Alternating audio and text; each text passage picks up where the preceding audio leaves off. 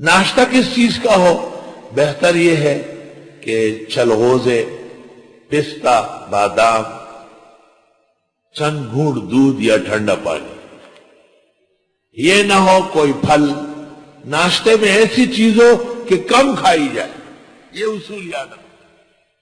ناشتہ بقدر بادام، ہائے ہائے۔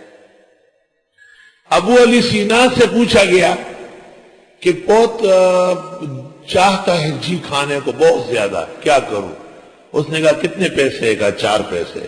کہا 2 پیسے کی خوشبو لے لو بہترین، اس سے روح اور دل کی تقویت بڑھے گی، اور 2 پیسے کے بادام لے لو، اس سے بہترین تریاق کائنات میں نہیں۔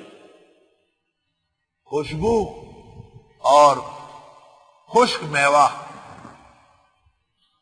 اور اس سے آگے ہیں تو پھر انڈے، اور اس کے ساتھ معمولی سا سرکنڈا، معمولی سا پیاز لہسن میں تلا ہوا ہو۔ بہتر ہے کہ رات کی بچی ہوئی روٹی ہو، صبح تازے پراٹھے نہیں پکوائے۔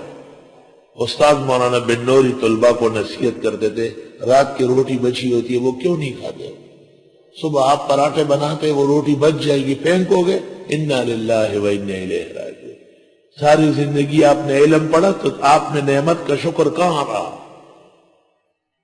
جب کوئی طالب علم پرانا آ جاتا، حضرت پوچھتے صبح ناشتہ کس طرح کرتا ہے؟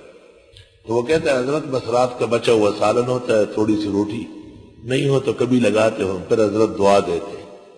اور اگر وہ کہتے کہ جی پراٹھا بناتا ہو اور یہ کرتا ہو، انا للہ، جلدی صحت خراب ہو جائے گی، کیا ضرورت ہے اس کی؟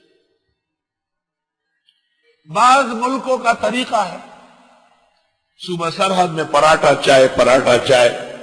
وہ قاضی صاحب نے بھی انٹرویو میں کہا کہ مجھے تو ڈاکٹر نے پراٹھے سے منع کیا، لیکن ہمارے صوبہ سرحد کا طریقہ یہی ہے کہ وہاں پراٹھا اور چائے ہوتا ہے۔